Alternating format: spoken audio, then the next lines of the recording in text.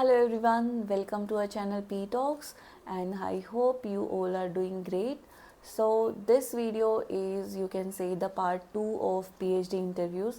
Like हमने ये तो देख लिया कि हमने PhD की प्रिपरेशन करनी कैसे है, बट प्रिपरेशन करने के बाद जिस दिन आपका इंटरव्यू है उस दिन आपने इंटरव्यू फेस कैसे करना है, लाइक किन किन पॉइंट्स का आपको दिमाग में लाइक आइडिया रखना है कि yes these things I have to keep in mind during the interview. तो उन्हीं सब पॉइंट्स के बारे में हम लाइक आज बात करने वाले हैं इस वीडियो में। तो आप एंड तक देखना एंड हर एक पॉइंट बहुत ज़्यादा ज़रूरी है, लाइक बहुत लंबी लाइक वीडियो नहीं रिकॉर्ड करने वाली, very short and crisp. Okay, so let's start the video. The point number 1, आपको पूरे पीएचडी इंटरव्यू में, क्योंकि ये अराउंड 15 to 20 मिनट्स आपका चल सकता है offline interview, may be more than that also 25 minutes.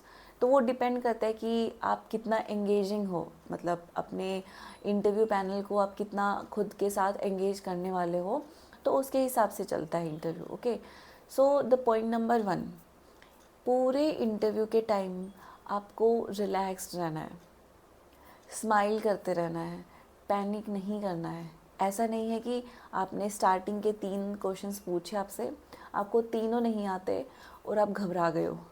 होता है ना कि आपकी लाइक आवाज़ में पता चलने लग जाता है कि आप शिवर कर रहे होने लगता है आई गेस, क्योंकि मेरे साथ स्टार्टिंग में होता था। जब होता है ना कि कभी मैं इतने लोगों के सामने जवाब नहीं दिया हो, किसी के सामने नहीं बोला हो, तो मेरी आवाज़ थोड़ी शेक करने लग जाती थी कि मुझे खुद को पता चल जाता था कि हाँ मैं थोड़ी सी घबरा रही हूँ, शेक कर रही है आवाज़ मेरी, तो ऑब्वियसली सामने वाले को भी पता चल जाएगा। एंड सामने वाले को अगर आप ये दिखा देते हो कि आपकी आवाज़ शेक कर रही है, इसका मतलब आप कॉन्फिडेंस में नहीं हो, आप बहुत डर गए हो। और डरने वाले बच्चों को फिर नहीं लेंगे वो, क्योंकि 5 साल की, 6 साल की, 7 साल की पीएचडी होने वाली है, तो आप 2 साल में ही डर के भाग जाओगे वापस, है ना। तो इसलिए बिल्कुल भी नहीं घबराना है। 3 क्वेश्चन गलत हो गए, 4 क्वेश्चन गलत हो गए, कोई बात नहीं, आगे वाला आप इंटरव्यू संभाल लेना, ठीक है। अगर सारे के सारे गलत दे दोगे तो ऐसा नहीं होने वाला। बट हाँ, बस मैं ये बोल रही हूँ कि पूरे इंटरव्यू के टाइम आपको स्माइल करते रहना है। No sir, I am sorry sir, no sir, I am not aware about this. प्यार से बोलना है, ऐसे घबरा के नहीं, नो सर, नो सर, मतलब आप समझ रहे हो ना, ठीक है। थोड़ा सा प्यार से लाइक जवाब देना। अगर आपको कुछ नहीं भी आ रहा तो वो भी प्यार से बोलना उनको। सेकंड थिंग, ठीक है, ये चीज़ तो आपने ध्यान रखनी थी। सेकंड थिंग, अब हमने क्या करनी है कि हमारा जो इंटरव्यू होने वाला है वो हमने खुद ने लीड करना है। उससे पहले एक और चीज़, अब वो खुद से लीड कैसे करेंगे कि like most of the time, मैंने आपको लास्ट वीडियो में भी बताया था कि प्रोफेसर्स पूछ लेते हैं कि आपका बेस्ट पार्ट कौन सा है या फिर इंटरेस्ट किस टॉपिक में है। तो आप अपना जो प्रिपेयर करके आए हो वो उनको बताओ। ऐसे मत बोल देना sir from anywhere you can ask, ऐसा मत बोलना, क्योंकि बहुत वास्ट केमिस्ट्री हो जाएगी, वो कहाँ से पूछ लेंगे आपको पता भी नहीं चलेगा। फिर आप सोचो कि यार काश बोल ही देते। तो इसलिए ये मौका गंवाना नहीं है। अपना फेवरेट टॉपिक, अपना जो आप लाइक होते हैं ना कि बेस्ट टॉपिक आप जो प्रिपेयर करके आए हो वो उनको बताओ। बताने के बाद उसमें से ओब्वियसली कुछ मोटा मोटा लाइक होता है ना कि ब्रीफ, जो मोस्ट इम्पॉर्टेंट चीज़ होती है वो ही पूछेंगे वो लोग, क्योंकि एकदम से उनको भी सोचते ही छोटी सी चीज़ थोड़ा ना दिमाग में आती है, जो होती है ना उस पार्ट का कोऑर्डिनेशन का, मान लो जॉन टेलर है तो वो एकदम से दिमाग में आता है, तो ऐसे ही वो पार्ट उठाएंगे। देन आप कोई भी क्वेश्चन पूछे, second like next point is कि जो आपका इंटरव्यू है वो आपने खुद ने लीड करना है। आपके दिमाग में ये होना चाहिए कि जो पैनल ने क्वेश्चन पूछा है वो क्वेश्चन मैंने थोड़ा आधा अधूरा देना है। लाइक आधा अधूरा इन द सेंस ये नहीं है कि उनका जवाब दिया ही नहीं, उनका जवाब दिया है बट एक ऐसा पॉइंट छोड़ दिया, लाइक या फिर ऐड ऑन कर दिया, या फिर को मतलब होता है ना कि लास्ट में एक लूज एंड छोड़ दिया, ताकि प्रोफेसर वो पॉइंट पूछे ही पूछे कि हाँ व्हाट अबाउट दिस, ठीक है। या फिर आपने एक एक्स्ट्रा वर्ड उसमें ऐड कर दिया, लाइक क्या बोल सकते हैं, कोई भी लाइक लाइक 2 मॉलिक्यूल्स हैं, इस like we can analyse through different kinds of spectroscopic techniques also. जब आपने स्पेक्ट्रोस्कोपिक टेक्निक बोल दिया, उनके दिमाग में एकदम से क्लिक हो जाएगा कि स्पेक्ट्रोस्कोपिक टेक्निक, अच्छा ठीक है बेटा, बताओ फिर कौन सी टेक्निक। तो आपका आंसर रेडी होना चाहिए, may be it is NMR, UV, like IR। तो वो अगर आपको पता है ना तभी बोलना है। ऐसा है मैंने बोल दिया तो इसलिए नहीं, मैंने बोल तो दिया, आप बोल दोगे वहाँ जाके आपने पढ़ी है ही नहीं NMR, फिर कोई फ़ायदा नहीं होने वाला, ठीक है। तो इसलिए जो इंटरव्यू है, आपने हर एक क्वेश्चन का आंसर ऐसे देना है कि लास्ट में आप थोड़ा सा अधूरा सा कुछ छोड़ दो। होता है ना कि हम कुछ किसी को चुल मचाने के लिए कुछ ऐसा बोल देते हैं कि हाँ, वो सामने वाला बंदा पूछेगा यार तूने ये बात क्यों बोली, ऐसा क्यों बोली, वो होता है ना कि ऐसे, तो इसलिए ऐसे आंसर देना है या फिर कुछ ऐसा पॉइंट ऐड कर देना है ताकि वो प्रोफेसर ज़रूर पूछे कि हाँ ये बताओ। ओके, देन इसके बाद है आपने अपना इंटरव्यू लीड करना है।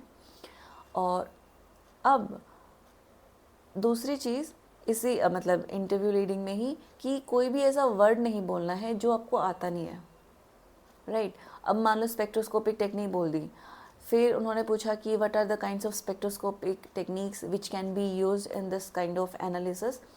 देन आपने सिर्फ पढ़ी है NMR, आप वहाँ पे बोल रहे हो NMR, ESR, रमन, मतलब जो भी आपने होता है ना वर्ड पढ़े हैं वो आपने सब बोल दिया। अब इसमें से आती सिर्फ आपको NMR है, तो वो क्या करेंगे, वो NMR थोड़ा ना पूछेंगे, वो कुछ ना कुछ ऐसा पूछ लेंगे अब तक वो नहीं पढ़ा हो आपने, देन फंस जाओगे। आपने स्मार्ट बन के कि भाई हाँ मैंने देखो कितनी सही नाम बोल दिया टेक्निक्स का, तो देखो मैंने कितना सब कुछ पता है। नहीं बाबा, ऐसा नहीं होगा। वो ऐसा कुछ पॉइंट ढूंढ लेंगे जो आपको नहीं आता, जो आप मतलब नहीं आता इन द सेंस कि आपने पढ़ा नहीं है, ऐसा हो सकता है ना। तो ऐसा कोई भी वहाँ पे वर्ड किसी भी आंसर में नहीं बोलना जिसके बारे में आपको नहीं पता। इससे अच्छा है सीधा नो बोल दो, ठीक है।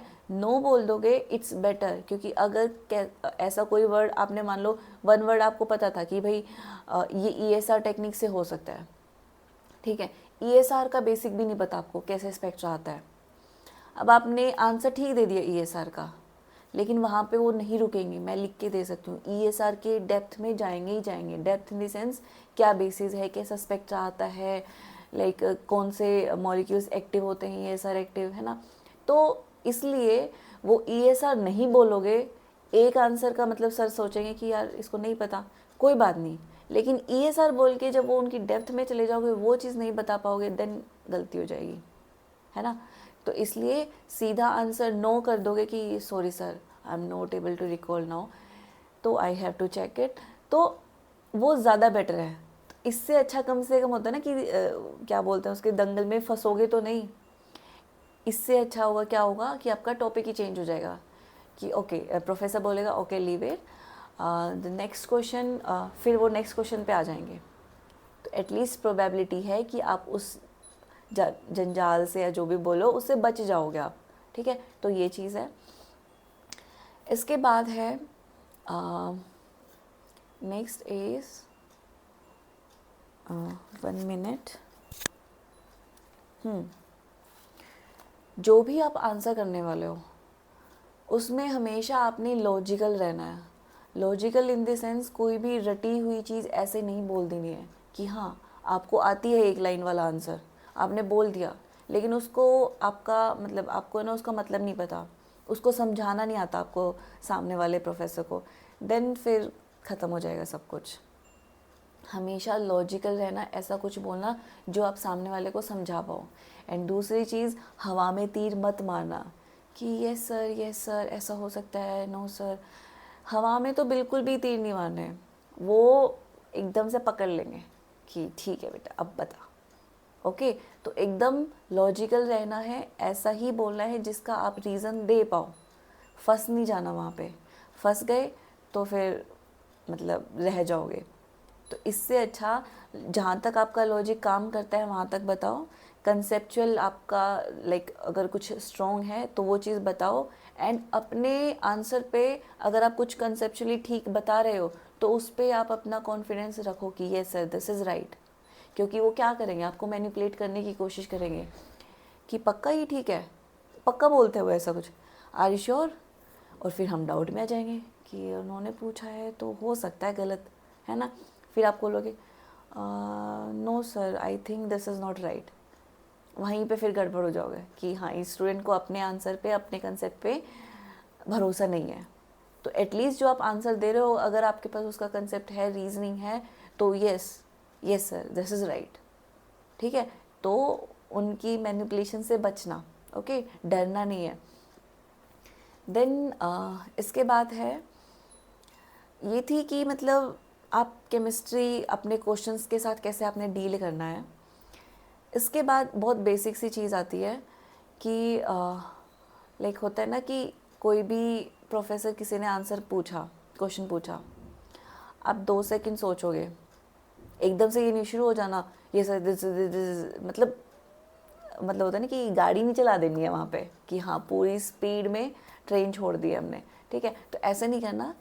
Take your 5 seconds to 10 seconds to analyse the question कि क्या पूछा है, हमने टू द पॉइंट आंसर करना है। ओके, अगर आपको आया 10 सेकेंड में answer, then start giving your answer. Otherwise वहाँ पे ना वो नौटंकी नहीं करना है कि ऐसा होता है ना कि हम ऊपर देखने लग जाते हैं, जैसे ना स्कूल टाइम में करते थे बहुत, मुझे याद है, ऐसे देखने लग, मैडम बोलती थी छत पे क्या जवाब लिखा है भाई, ऐसा होता था ना, हर किसी के साथ हुआ होगा, डैम श्योर।